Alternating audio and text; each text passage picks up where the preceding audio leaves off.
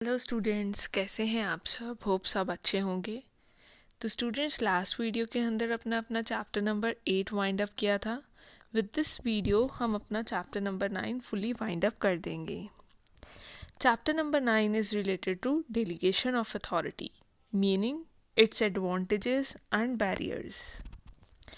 इस वीडियो के अंदर हम डेलीगेशन ऑफ अथॉरिटी के बारे में पढ़ेंगे, उसकी क्या एडवांटेजेस हैं, क्या बैरियर्स हैं, ये सब डिस्कस करेंगे। ये चैप्टर आपकी फुली इसी वीडियो के अंदर कवर हो जाएगा। क्लियर? तो चलिए करते हैं स्टार्ट। तो स्टूडेंट्स, क्या आपको डेलीगेशन ऑफ अथॉरिटी के बारे में पता है कि क्या होती है delegation of authority? Is anyone knows? या कभी आपने प्रीवियसली अगर जूनियर क्लासेस में पढ़ा हो इसके बारे में? तो चलो, अगर नहीं भी पढ़ा तो हम इस चैप्टर के अंदर इसको अच्छे से डिस्कस करते हैं। तो चलिए करते हैं स्टार्ट। तो स्टूडेंट्स, डेलीगेशन ऑफ अथॉरिटी एक इम्पॉर्टेंट पार्ट है ऑर्गेनाइजिंग प्रोसेस का। डेलीगेशन ऑफ अथॉरिटी का मतलब क्या है? It is the process of entrusting responsibility and authority and creating accountability of the person or to whom the work or responsibility has been handed over. तो students, delegation of authority क्या है? Delegation of authority का मतलब है कि किसी भी person को रिस्पॉन्सिबिलिटी असाइन करना। रिस्पॉन्सिबिलिटी असाइन करने का क्या मतलब है? किसी को किसी काम के कोई काम सौंप देना कि आपको ये काम करना है, आप इस काम के लिए रिस्पॉन्सिबल हो। काम के साथ साथ अब अगर किसी ने किसी पर्सन को काम दिया है तो उसे अथॉरिटी भी देनी है। यहाँ पर स्टूडेंट्स, अथॉरिटी का मतलब होता है power to take the decisions. किसी भी काम को करने का डिसीजन लेने की जो पावर है, that is known as authority, transfer of authority. तो इसके अंदर क्या होता है डेलीगेशन ऑफ अथॉरिटी के पास, कि जो रिस्पॉन्सिबिलिटी है और जो अथॉरिटी है, सबसे पहले रिस्पॉन्सिबिलिटी ट्रांसफ़र होती है, फिर अथॉरिटी ट्रांसफ़र होती है, और उसके बाद अकाउंटेबिलिटी फिक्स की जाती है। अकाउंटेबिलिटी फिक्स करने का क्या मतलब है कि आंसरेबिलिटी, कि कौन इस काम के लिए आंसरेबल होगा। चाहे वो काम अच्छा, अगर वो काम अच्छे से होता है तो किसको शाबाशी मिलेगी, और अगर काम अच्छे से नहीं होता तो किसको पकड़ा जाएगा। That is known as accountability को फिक्स करना। तो डेलीगेशन ऑफ अथॉरिटी एक प्रोसेस है जिसके अंदर रिस्पॉन्सिबिलिटी डेलीगेट की जाती है, ट्रांसफ़र की जाती है, उसके बाद पावर दी जाती है। ठीक है, पावर देंगे तभी वो रिस्पॉन्सिबल मैनर में काम करेगा। आपने एक्स एम्प्लॉय को गुड्स को परचेज़ करने की रिस्पॉन्सिबिलिटी दी, लेकिन अगर उस बंदे के पास पावर ही नहीं होगी गुड्स को परचेज़ करने की, तो वो अपनी रिस्पॉन्सिबिलिटी क्या अच्छे से परफॉर्म कर पाएगा? नहीं कर पाएगा ना। और बाद में अकाउंटेबिलिटी फिक्स करनी कि इस काम के लिए कौन जिम्मेदार होगा। That whole process is known as delegation of authority. इस पूरे प्रोसेस को हम क्या बोलते हैं? Delegation of authority. क्लियर हो गया? Students, here we will be discussing the definition given by our topmost management experts. तो यहाँ पर F.G. Murray और थ्यू हेमन की करेंगे हम डेफिनेशन। तो F.G. मोरे के अकॉर्डिंगली डेलीगेशन ऑफ अथॉरिटी क्या है? डेलीगेशन ऑफ अथॉरिटी का मतलब है assigning work to others and giving them authority to do it. Delegation of authority का मतलब है कि दूसरों को असाइन करना काम, दूसरों को वर्क देना, और giving them authority to do it, और उन्हें अथॉरिटी भी दे देनी उस काम को करने की। That is known as delegation of authority. और अगर हम बात करें थ्यू हेमन की, थ्यू हेमन क्या बोलते हैं कि जो डेलीगेशन ऑफ अथॉरिटी है, it merely means the granting of authority to subordinates, कि सब ऑर्डिनेट्स को क्या दे देनी? अथॉरिटी दे देनी। ठीक है, to operate within the prescribed limit, कि वो अपनी जो उनको लिमिट फिक्स करके दी हुई है उस लिमिट के अंदर रहते हुए वो अपना काम बखूबी से परफॉर्म करे। Clear? Students, here we are यहाँ पर हमें जो है आगे एलिमेंट्स दिए गए हैं डेलीगेशन ऑफ अथॉरिटी के। तो इस प्रोसेस को मैंने जब आपको मीनिंग भी बताया था, वी आर प्रोवाइडेड विद 3, यहाँ पर हमारे पास क्या है? 3 एलिमेंट्स हैं डेलीगेशन ऑफ अथॉरिटी के। First one is responsibility, next one is authority, and last one is accountability. तो यहाँ पर हमारे पास 3 प्रिंसिपल्स आ जाते हैं एलिमेंट्स आ जाते हैं डेलीगेशन ऑफ अथॉरिटी की।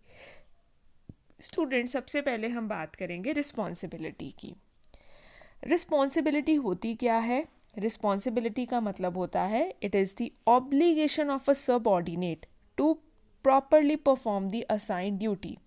ऑब्लिगेशन का मतलब क्या होता है? ड्यूटी। ठीक है, तो रिस्पॉन्सिबिलिटी क्या है? ऑब्लिगेशन। किसकी स्टूडेंट्स ऑब्लिगेशन है?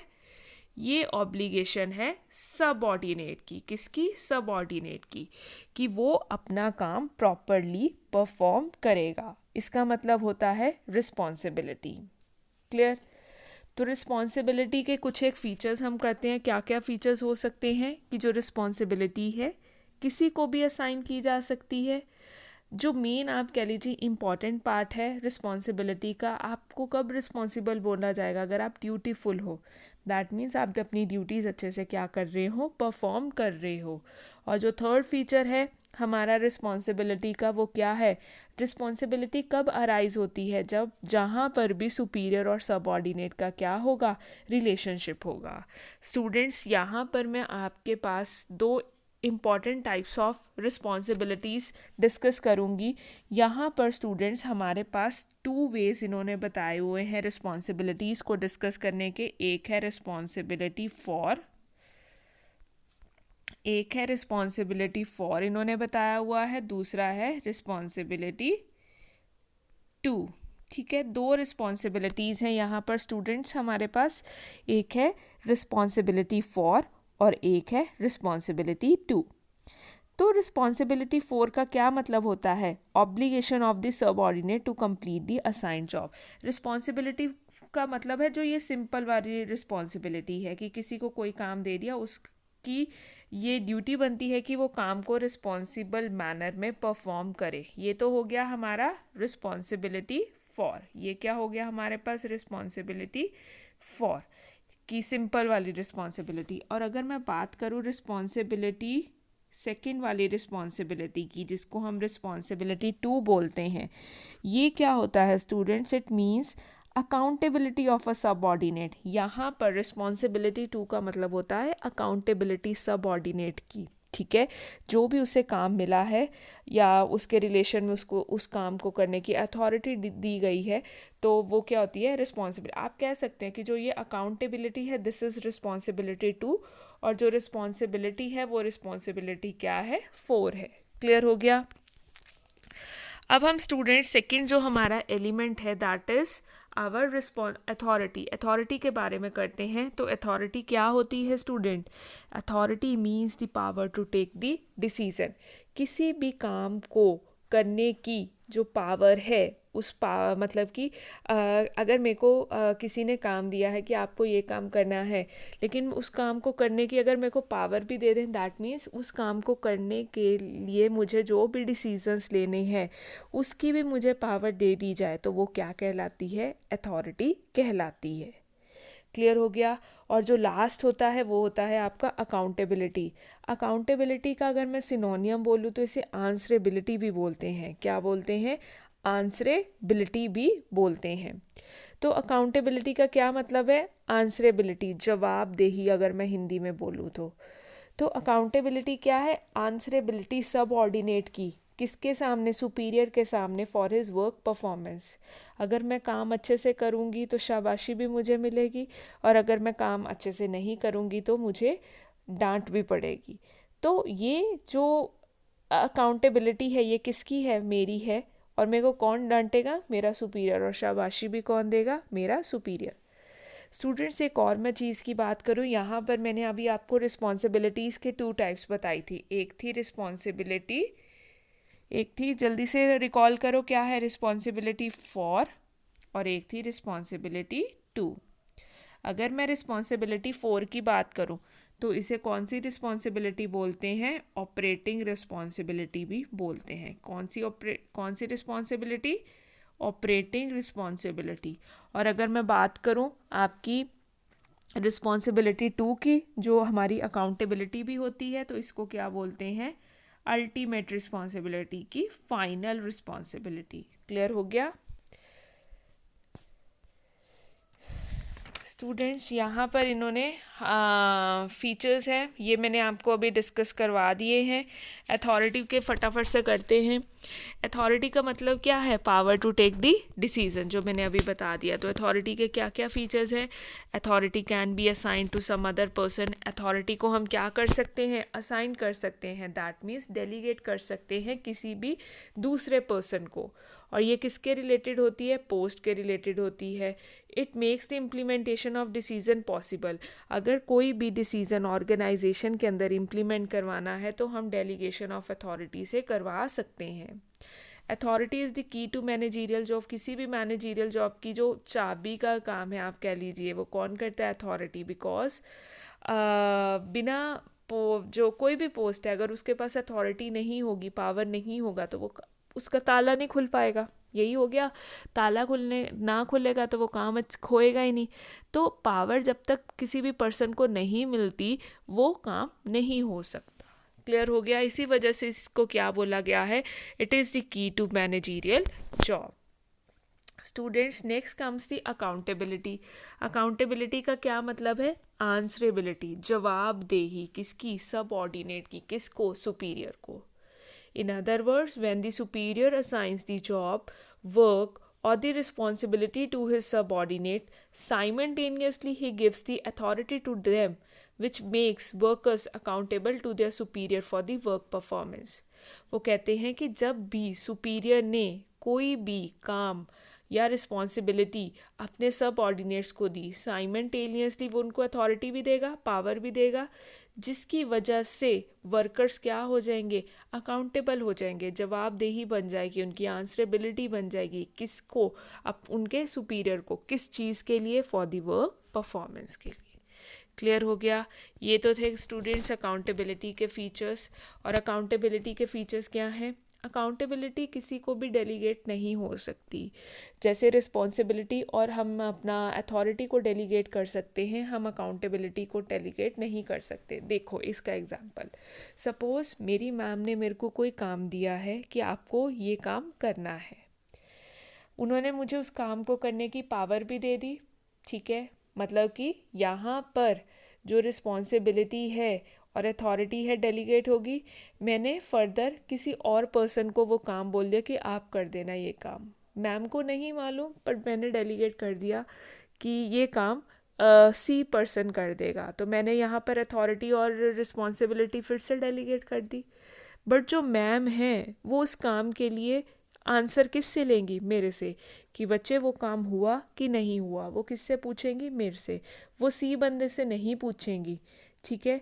तो यहाँ पर सिंपल टू से दैट आपको भी इस एग्जांपल से इजीली क्लियर हो गया होगा कि देखो यहाँ पर मैंने जो अपनी अथॉरिटी है और रिस्पॉन्सिबिलिटी है वो तो डेलीगेट कर दी, बट जो अकाउंटेबिलिटी थी, जो कि अल्टीमेट रिस्पॉन्सिबिलिटी थी, या जिसको बोलते हैं हम रिस्पॉन्सिबिलिटी टू, वो डेलीगेट नहीं हुई। जो मेरी मैम होंगी वो आंसर में किससे मांगेगी? मेरे से ही मांगेगी। वो सी से नहीं पूछेंगी कि काम आपने क्यों नहीं करा या क्यों नहीं हुआ या कुछ भी है। वो मेरे को ही पकड़ेंगी अगर काम नहीं हुआ। क्लियर हो गया स्टूडेंट्स? और it is towards the delegators, it is based on the senior subordinate relationship. और लास्ट इज, ये क्यों ओरिजिनेट होता है? क्योंकि डेलीगेशन ऑफ अथॉरिटी हुआ होता है, तभी आंसरेबिलिटी अराइज होती है। स्टूडेंट्स हियर, यहाँ पर अब हम क्या करेंगे?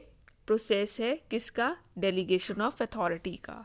प्रोसेस में स्टूडेंट सबसे पहले क्या होती है? हम क्या करेंगे? असाइन, रिस्पॉन्सिबिलिटी असाइन करेंगे।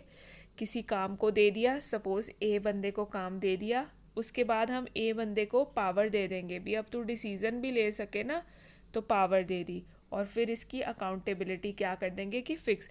चाहे ए ने फर्दर बी या सी को काम दे दिया, लेकिन अकाउंटेबिलिटी फिक्स कर दी जाएगी कि मैं कहूँगी मैं, तू चाहे बी को दे, चाहे सी को दे, चाहे डी को दे, चाहे ई, जिस मर्जी बंदे को आगे काम दे, बट मैं आंसर तेरे से लूँगी। मैं तेरे से ही परफॉर्मेंस क्या करूँगी? चेक करूँगी कि काम कितना हुआ है कि नहीं हुआ। That is known as fixing the accountability. Clear हो गया स्टूडेंट्स? अब हम इसकी कुछ एक एडवांटेजेस पढ़ेंगे कि क्या इम्पोर्टेंस है डेलीगेशन ऑफ अथॉरिटी की। तो सबसे पहले जो एडवांटेजेस है वो है effective management. Delegation of authority की हेल्प से हम ऑर्गेनाइजेशन के अंदर इफ़ेक्टिव मैनेजमेंट को रन कर सकते हैं। इफ़ेक्टिव मैनेजमेंट का स्टूडेंट्स यहाँ पर क्या मतलब है? इफ़ेक्टिवनेस को हम क्या बोलते हैं? Effectiveness means successful accomplishment of an objective. जब मेरा कोई भी ऑब्जेक्टिव सक्सेसफुली क्या हो गया हो, अकम्प्लिश हो गया हो, अचीव हो गया हो, that is known as effectiveness. तो डेलीगेशन ऑफ अथॉरिटी का क्या मतलब है? डेलीगेशन ऑफ अथॉरिटी से क्या होता है कि जो वर्कलोड है वो मैनेजर्स का, टॉप मोस्ट अथॉरिटीज़ का क्या हो जाता है? रिड्यूस हो जाता है। Managers who practice delegation of authority are definitely better decision makers than those managers who do not delegate the authority. तो स्टूडेंट्स, जो मैनेजर अपना काम आगे लोगों में बांट देते हैं, डेलीगेट कर देते हैं, वो ज़्यादा अच्छे डिसीज़न मेकर होते हैं, क्योंकि वो इतना ज़्यादा उनके पास वर्कलोड नहीं होता। नो डाउट उन्हें हर चीज़ चेक करनी है, हर चीज़ के ऊपर नज़र रखनी है, बट हर काम में ना इन्वॉल्व होकर एक वैसे एक सुपर विजन वो रखेंगे जिसकी वजह से वो क्या हो पाएंगे? ईजीली बेटर डिसीज़न मेकर्स बन पाएंगे देन दोज मैनेजर्स जो डेलीगेट नहीं करते अथॉरिटी को। क्लियर हो गया? Next comes the employee development. अगला जो स्टूडेंट पॉइंट है वो है एम्प्लॉयज़ की डेवलपमेंट। वो डेलीगेशन ऑफ अथॉरिटी से बहुत अच्छी हो पाती है। कैसे? तो वो पढ़ते हैं हम। The mental growth of a person takes place only when he has the authority to take decision.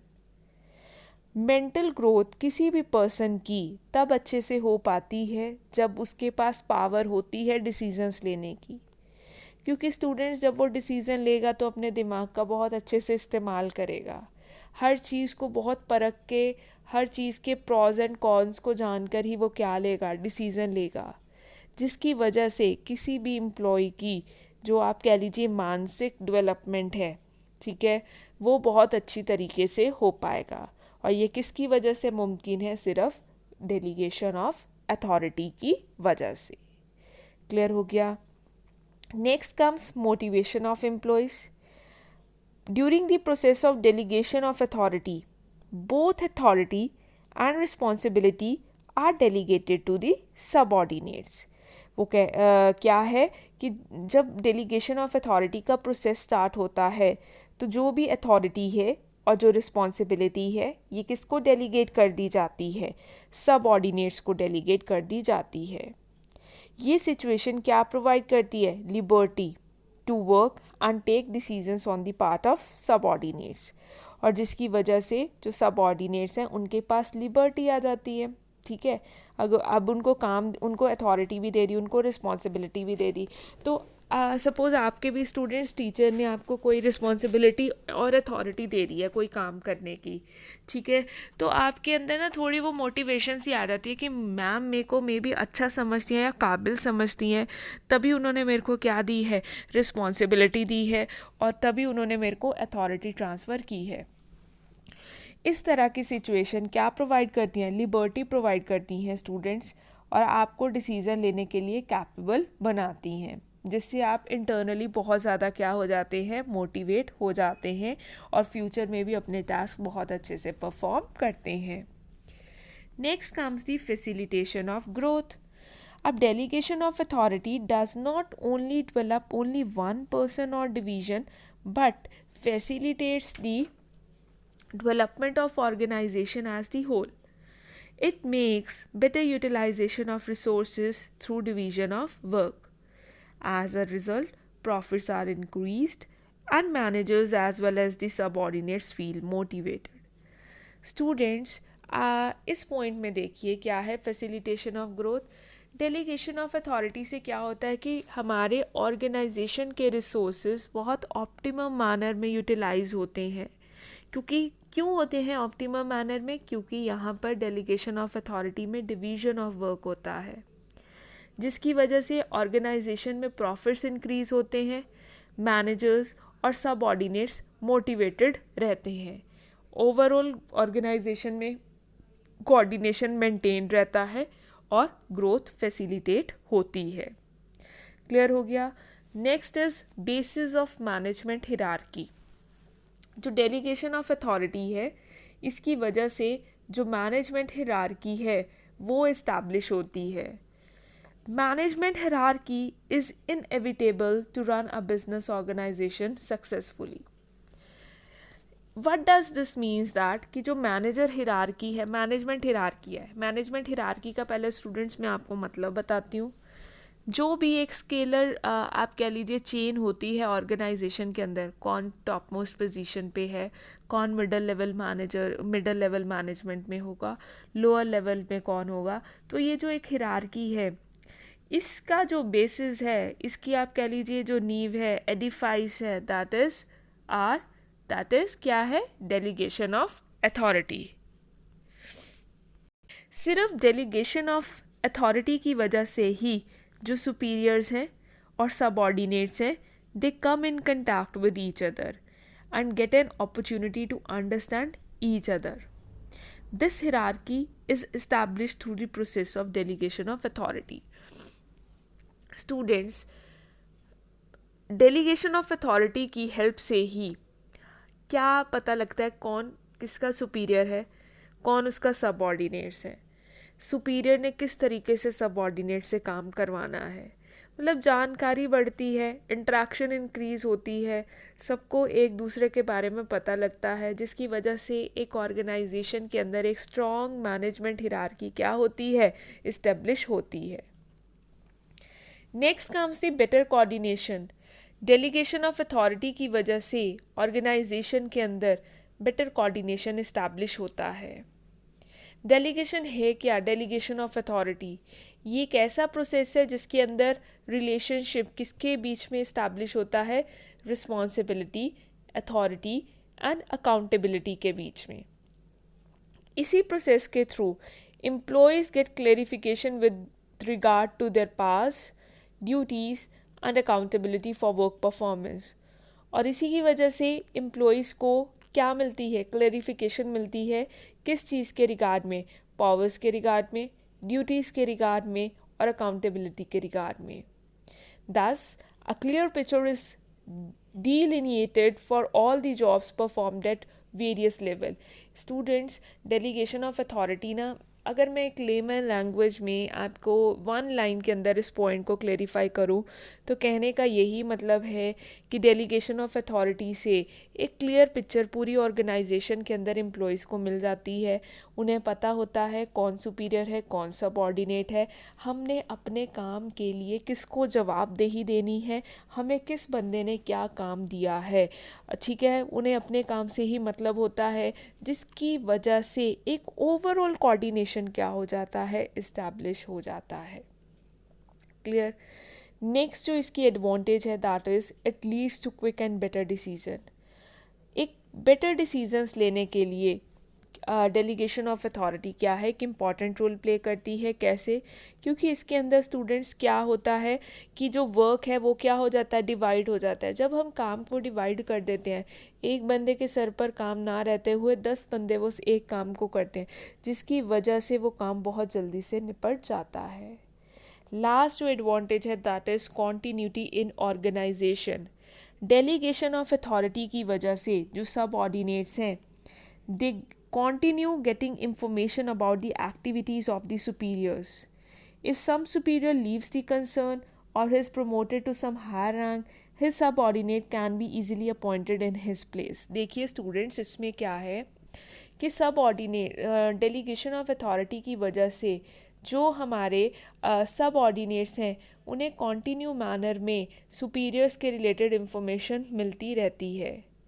अगर कोई भी सुपीरियर ऑर्गेनाइजेशन को छोड़कर जाता भी है या प्रमोट हो जाता है हायर रैंक पे, तो उसकी प्लेस पर उसका सबऑर्डिनेट इजीली हम क्या कर लेते हैं, रीफिल कर लेते हैं, या उसको रिप्लेस करके उसके सबऑर्डिनेट को अपॉइंट कर लिया जाता है उस वेकेंट प्लेस पर, जिसकी वजह से ऑर्गेनाइजेशन के अंदर एक कॉन्टीन्यूटी मेंटेन रहती है और जो वर्क परफॉर्मेंस होती है इज़ नॉट इम्पीडेड।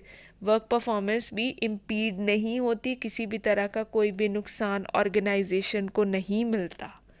क्लियर हो गया स्टूडेंट्स? ये तो थे कुछ एक प्रॉज या एडवांटेजेस डेलीगेशन ऑफ अथॉरिटी की। अब हम ऑब्स्टिकल्स पढ़ेंगे डेलीगेशन ऑफ अथॉरिटी के, कि क्या ऑब्स्टिकल्स हैं डेलीगेशन ऑफ अथॉरिटी के। अगर किसी चीज़ के प्रॉज हैं तो उसके कॉन्स भी हैं। So same is the case with delegation of authority. Not wasting your much time, let us move to obstacles in delegation of authority. Students, यहाँ पर जो हम ऑब्स्टिकल्स की अगर हम बात करें तो ऑब्स्टिकल्स हमारे पास 2 पॉइंट ऑफ व्यू से हम स्टडी करेंगे। एक तो सुपीरियर्स के पॉइंट ऑफ व्यू से। सुपीरियर्स को स्टूडेंट्स हम डेलीगेटर्स भी बोलते हैं, क्योंकि इन्होंने पावर आगे क्या की होती है, डेलीगेट की होती है। और दूसरे ऑब्स्टिकल्स हम पढ़ेंगे सबऑर्डिनेट्स के पॉइंट ऑफ व्यू से, या जिनको डेलीगेंट भी बोलते हैं, जिनके पास पावर मूव होकर डेलीगेट होकर आई होती है। क्लियर? तो दोनों के पॉइंट ऑफ व्यू से देखेंगे कि क्या डिसएडवांटेजेस हैं डेलीगेशन ऑफ अथॉरिटी की, और लास्ट में सजेशंस पढ़ेंगे और उसके साथ इस चैप्टर को वाइंड अप करेंगे। तो students, not wasting much time, जल्दी से आ जाइए ऑब्स्टिकल्स पे। फर्स्ट इज सुपीरियर्स के पॉइंट ऑफ व्यू से स्टार्ट ले रहे हैं। सबसे पहले है unfamiliarity with the art of delegation. कई बार क्या होता है कि जो फर्स्ट इसका ऑब्स्टिकल है वो ये है कि कई बार सुपीरियर्स को पता ही नहीं होता कि किस तरह से हमने अपना काम आगे फर्दर डेलीगेट करना है। कई ऑफिसर्स को पता ही नहीं होता कि कौन सा काम डेलीगेट करना है, किसको करना है, क्या तरीका रहेगा। तो विच रियली पॉजेस, जो कि डेलीगेशन को क्या कर देता है, फेल कर देता है, और जिसका खामियाजा किसको भुगतना पड़ता है, ऑर्गेनाइजेशन को। Next comes desire to administer. Some officers by nature hesitate to delegate their authority to other person. They want to take all the decisions themselves and get them implemented by others. This discourages the subordinate and as a result of their efficiency get reduced. कई officers जो by nature hesitate करते हैं कि नहीं, हमें नहीं delegate करना authority को किसी भी सेकंड पर्सन को। वाई? क्योंकि उन्हें लगता है कि नहीं, हम सारे डिसीजंस खुद ही लेंगे, बस लोगों को हमारे डिसीजंस मानने पड़ेंगे। ये चीज़ क्या करती है, सब ऑर्डिनेट्स को डिस्करेज करती है, जिसकी वजह से एफिशिएंसी ऑर्गेनाइजेशन की रिड्यूस होती है। Third one is lack of faith in subordinates. कई बार क्या होता है कि सुपीरियर्स अपने आप को बहुत कंसीडर करते हैं, एंड समटाइम्स जो सुपीरियर होते हैं वो सब ऑर्डिनेट्स को इनकैपेबल कंसिडर करते हैं। और इसी जो लैक ऑफ फेथ है, विश्वास की कमी का होना सब ऑर्डिनेट्स के, सुपीरियर्स के अंदर सब ऑर्डिनेट्स के लिए, ये भी क्या करता है, डेलीगेशन को रन नहीं होने देता एक ऑर्गेनाइजेशन के अंदर। Next comes the psychological barriers.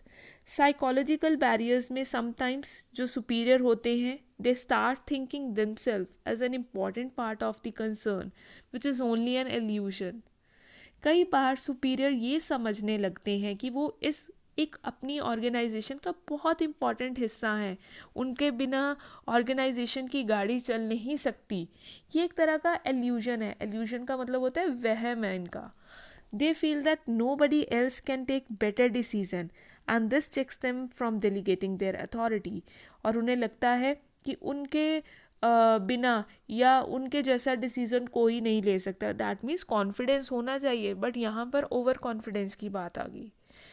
ठीक है, तो वो क्या है, उनके अंदर जो अपने लिए एल्यूजन, एक एल्यूशनरी पॉइंट ऑफ व्यू है अपने रिगार्डिंग, एक वहम सा है उनके दिमाग में, वो भी उनको क्या लेके क्या इसकी वजह से क्या प्रॉब्लम होती है कि डेलीगेशन ऑफ अथॉरिटी ऑर्गेनाइजेशन में नहीं हो पाती।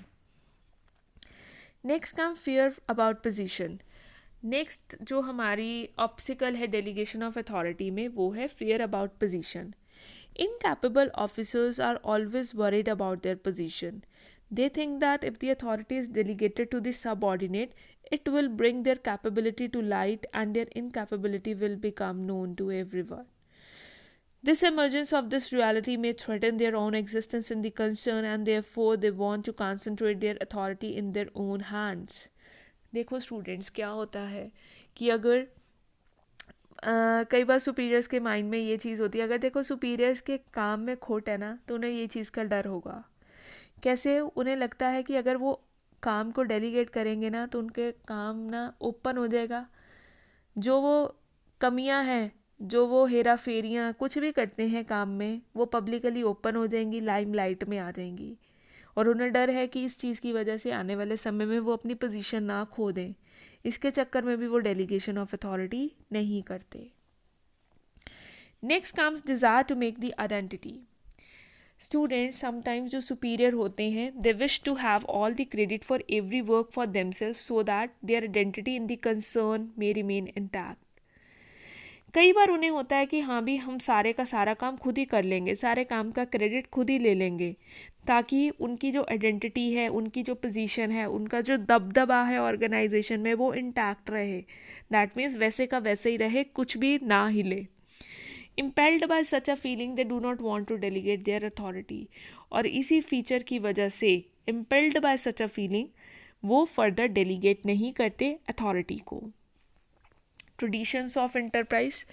नेक्स्ट कम्स कि कई बार जो ऑर्गेनाइजेशन है, सम एंटरप्राइजेज हैं, उनके अंदर ट्रेडिशन होता है कि वो डेलीगेशन नहीं करते, जिसके चक्कर में जो काम है वो डिले होता रहता है और खामियाजा पूरी ऑर्गेनाइजेशन और उसके साथ जितनी भी अटैच पार्टीज़ हैं उनको भुगतना पड़ता है। Eighth is regular interference. Some superiors are governed by habits, they do delegate their authority but continue their interference in the work of subordinates. No doubt कई सुपीरियर्स कर भी देते हैं अपनी अथॉरिटी को डेलीगेट, बट लेकिन फिर भी डेलीगेशन का मतलब है कि आपने दे दिया काम तो आपका सुपरविजन बनता है, बट ज़्यादा इंटरफेरेंस नहीं बनता। बट कई सुपीरियर अपनी आदत से इतने मजबूर होते हैं कि वो फर्दर क्या करते रहते हैं, अपनी टांग अड़ाते रहते हैं उस पर्टिकुलर काम में।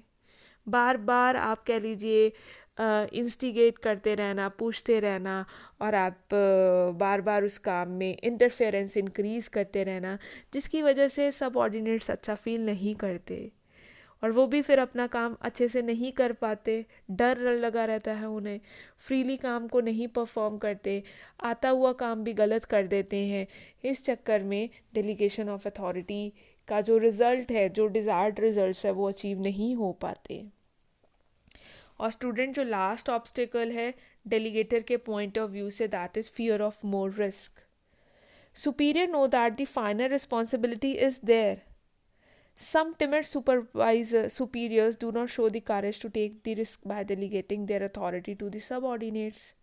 देखिए क्या होता है, fear of more risk। अब डेलीगेशन तो कर दी, कई बार अकाउंटेबिलिटी सुपीरियर की ही रहती है। दैट मीन्स कौन सी रिस्पॉन्सिबिलिटी स्टूडेंट्स, जल्दी से रिकॉल करो। दैट मीन्स रिस्पॉन्सिबिलिटी टू या अल्टीमेट रिस्पॉन्सिबिलिटी सुपीरियर की रहती है, जिसको हम अकाउंटेबिलिटी और आंसरेबिलिटी भी बोलते हैं। और कुछ जो टिमिड सुपीरियर्स होते हैं उन्हें लगता है कि बाद में सारा आंसरेबिलिटी, अकाउंटेबिलिटी हायर अथॉरिटीज़ की हमारी रहेगी, और अगर इन्होंने कुछ गड़बड़ कर दी तो हमें इसका भुगतान भुगतना पड़ेगा। तो इसी चक्कर में वो डेलीगेशन ऑफ अथॉरिटी नहीं करते। स्टूडेंट्स ये कुछ ऑब्स्टिकल्स थी किसके पॉइंट ऑफ व्यू से, डेलीगेटर के पॉइंट ऑफ व्यू से। अब हम पढ़ते हैं डेलीगेंट्स या सबऑर्डिनेट्स के पॉइंट ऑफ व्यू से क्या क्या फेस या क्या क्या दिक्कतें या क्या क्या ऑब्स्टिकल्स सबऑर्डिनेट्स के पॉइंट ऑफ व्यू से हैं related to delegation of authority, वो करते हैं। First one is lack of self confidence. Sometimes जो सबऑर्डिनेट होते हैं उनके पास कॉन्फिडेंस नहीं होता कि whether the new responsibility being assigned to them can be discharge by them और नॉट। उनके अंदर कॉन्फिडेंस नहीं होता कि क्या वो ये काम को अच्छे से परफॉर्म कर पाएंगे कि नहीं कर पाएंगे। जो ये लैक ऑफ कॉन्फिडेंस होता है सबऑर्डिनेट्स के माइंड में, वो क्या करता है, एक तरह की हर्डल क्रिएट करता है डेलीगेशन के अंदर। Fear of criticism. Everybody wants to have a clear image. सबको यही होता है कि उनकी एक साफ़ सुथरी छवि ऑर्गेनाइजेशन में बनी रहे। This makes the subordinate feels that if they do not take the responsibility, there will be no occasion of committing a mistake and no possibility of any criticism. Students, कई बार आपने अपनी पर्सनल लाइफ में भी इस चीज़ को experience किया होगा.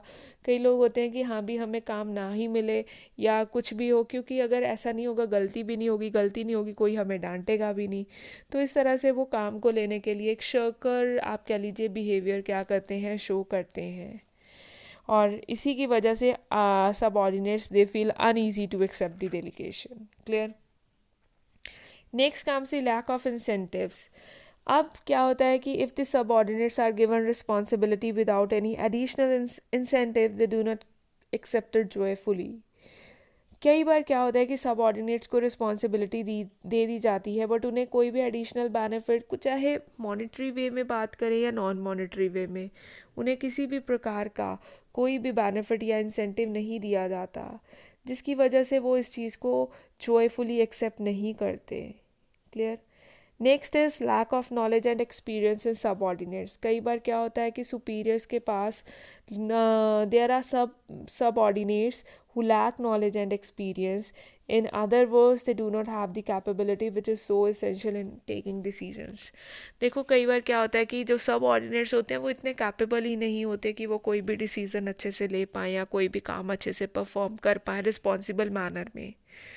और इसी lack of knowledge and experience की वजह से डेलीगेशन ऑफ अथॉरिटी का आप कह लीजिए जो रिजल्ट्स हैं वो अचीव नहीं हो पाते. Next comes the non-cooperation by able subordinates. Some subordinates cannot be delegated authority because of their incapability, but sometimes difficulty is experienced in delegating authority in spite of their possessing the desired ability. कई बार देखो वहाँ तो problem आती है जहाँ पर subordinate capable ही नहीं है, जैसे प्रीवियस पॉइंट में पढ़ा था कि उनके पास नॉलेज और वो ही नहीं है, एक्सपीरियंस ही नहीं है उस काम को करने का. बट कई बार तो कईयों के पास सब कुछ होता भी है बट फिर भी वो काम नहीं करते. द मेन रीज़न क्या है इस चीज़ का? शर्कर बिहेवियर, कि किसी भी रिस्पॉन्सिबिलिटी को लेने के लिए हिचकिचाना, शर्किंग नेचर, वो उन्हें वो काम को करने के लिए आप कह लीजिए कोई भी काम को करने के लिए वो उत्साहित नहीं होते. They don't feel happy to take any responsibility, जिसकी वजह से इसी नॉन कॉपरेशन बिहेवियर की वजह से हमारा बिजनेस के अंदर डेलीगेशन ऑफ अथॉरिटी ईजीली हम रन नहीं कर पाते. Last is dependence on executives. Some subordinates come to depend completely on their superiors and develop the habit of working according to the decisions taken by others. Students कईयों के mind में होता है कि नहीं हमारे ऊपर हमें तो जो superiors डिसीजन लेंगे हमें वही फॉलो करना है, हम खुद नहीं ले सकते. और खुद ना लेने के पीछे कई कारण होंगे, मतलब एग्जीक्यूटिव्स पे ही उनको डिपेंड रहना है, अपने इंडिपेंडेंट लेवल पे कोई भी काम नहीं करना, जो कि डेलीगेशन ऑफ अथॉरिटी के पॉइंट ऑफ व्यू से नेगेटिव पॉइंट है. तो स्टूडेंट्स ये थे कुछ एक ऑब्स्टिकल्स, रुकावटें डेलीगेंट्स और सबऑर्डिनेट्स के पॉइंट ऑफ व्यू से. अब जो लास्ट है वो इसका टॉपिक है कि guidelines to make delegation of authority effective, कि क्या सजेशंस हैं या गाइडलाइंस हैं जिनको हम फॉलो करें ताकि अपनी ऑर्गेनाइजेशन में डेलीगेशन ऑफ अथॉरिटी करके उसका फ़ायदा उठाया जा सके. तो सबसे पहले बात हम करते हैं knowledge of the art of delegation. तो सबसे पहले है कि जितने भी सुपीरियर्स हैं they must be given the training in the art of delegation. सभी सुपीरियर्स को ट्रेनिंग दी जानी चाहिए किसके रिलेटेड? डेलीगेशन को किस तरीके से परफॉर्म करना है, डेलीगेशन का क्या आर्ट रहेगा, क्योंकि ट्रेनिंग के माध्यम से they will be informed about the extent of authority that should be delegated, कि superiors को पता होगा कि हाँ भी उन्हें कितना काम फर्दर आगे डेलीगेट करना है, किस पर्सन को करना है और कैसे करना है. जब उनके माइंड में नॉलेज होगा किस तरह से आर्ट डेलीगेशन की जाती है, वो बहुत अच्छे से उस काम को बेखूबी निभा पाएंगे. Next come selection of competent subordinates. Lack of confidence among the subordinate is due to their incompetence. Therefore, only those subordinates should be selected who are competent, and the delegation of authority should take into consideration their competence. कई बार क्या होता है students की जो confidence का level होता है सबऑर्डिनेट्स में वो क्या होता है, कम होता है, they lack in confidence due to their incompetence. तो हमें कोशिश करनी, उन्हें पता है कि ये मेरी कमी है, मैं ये काम नहीं कर पाऊँगी, इसी वजह से वो क्या करते हैं, शोकर बिहेवियर ने शो करते हैं। तो हमें कोशिश करनी चाहिए कि हम कॉम्पिटेंट सबऑर्डिनेट्स को ही पकड़ें ताकि वो बिल्कुल भी हिचकिचाएं ना उस काम को करने के लिए और हमारी डेलीगेशन ऑफ अथॉरिटी अच्छे से हो पाए ऑर्गेनाइजेशन के अंदर। Next is less interference in routine work. जो सब ऑर्डिनेट्स की इंटरफेरेंस है वो कम होनी चाहिए रूटीन वर्क्स में। नो डाउट उन्हें सुपरविजन रखना चाहिए बट बार बार इंस्टिगेट नहीं करते रहना चाहिए। Next is capacity to bear the risk. Generally it has been observed that the superiors are afraid of taking risks and they avoid delegation. कई बार superiors डरते हैं रिस्क लेने के लिए कि सबऑर्डिनेट पता नहीं काम अच्छे से कर पाएंगे कि नहीं, क्योंकि फाइनल जो अकाउंटेबिलिटी है that is the responsibility to, और द अल्टीमेट रिस्पॉन्सिबिलिटी किसकी होगी, सुपीरियर्स की होगी। तो उन्हें रिस्क लेने, इसी वजह से वो फर्दर डेलीगेट नहीं करते, बट उन्हें ऐसा नहीं होना चाहिए, उनके अंदर कैपेसिटी होनी चाहिए रिस्क को बियर करने की। Next is defining the authority and responsibility clearly. अगर मेरे को डेलीगेशन ऑफ अथॉरिटी अच्छे से इफ़ेक्टिव बनाना है ऑर्गेनाइजेशन के अंदर तो क्लियर जो रिस्पॉन्सिबिलिटी है, अथॉरिटी है, उसको क्लियरली डिफाइन करना पड़ेगा सबऑर्डिनेट्स के बीच में ताकि वो अच्छे से काम को कर पाएँ। गिविंग इंसेंटिव्स, कई बार उन्हें लगता है कि हम काम तो कर रहे हैं बट हमें इंसेंटिव्स कुछ भी नहीं मिलेगा, whether in the form of monetary और नॉन मॉनेटरी।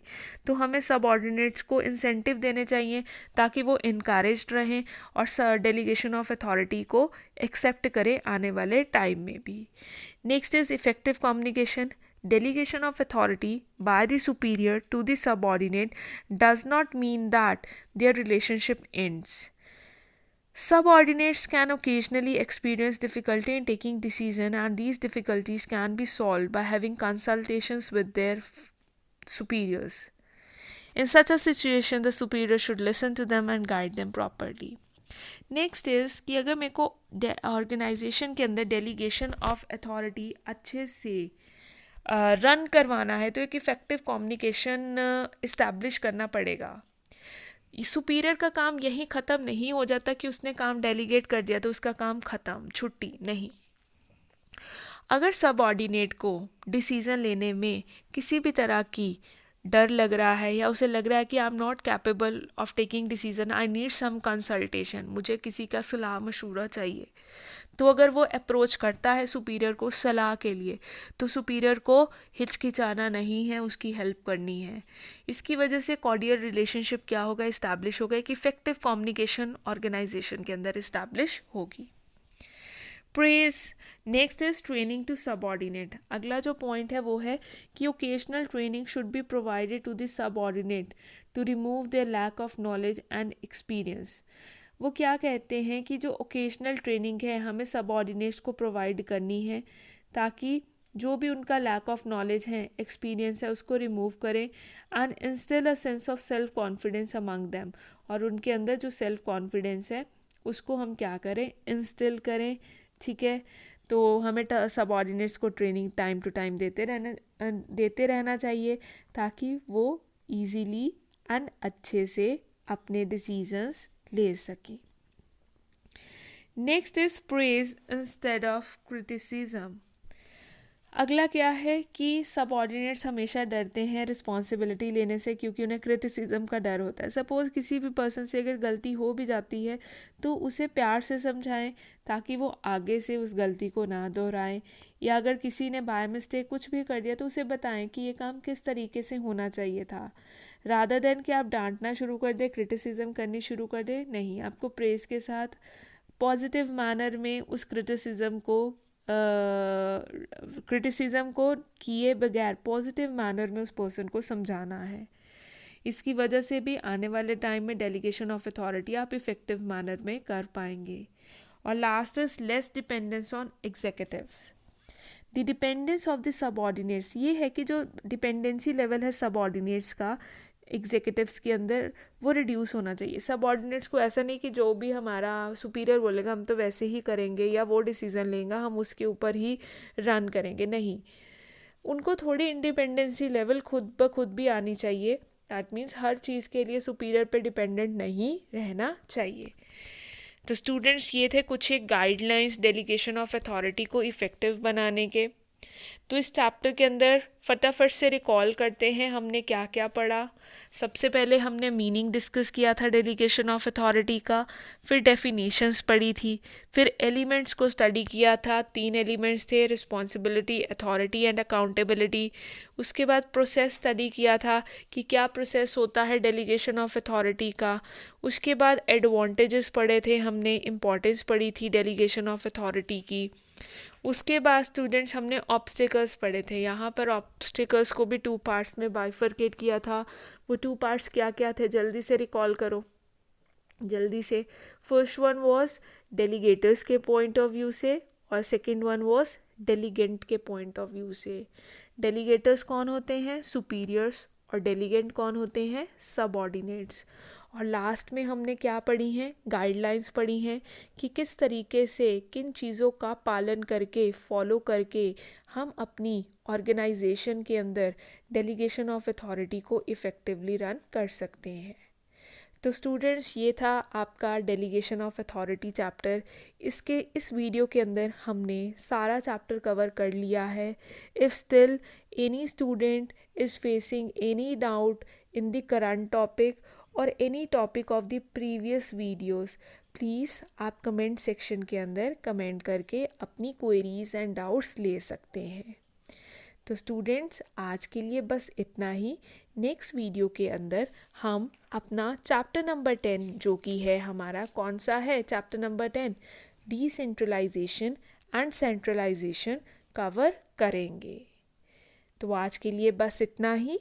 मिलते हैं अपनी नेक्स्ट वीडियो के अंदर। Till then, happy learning and keep revising.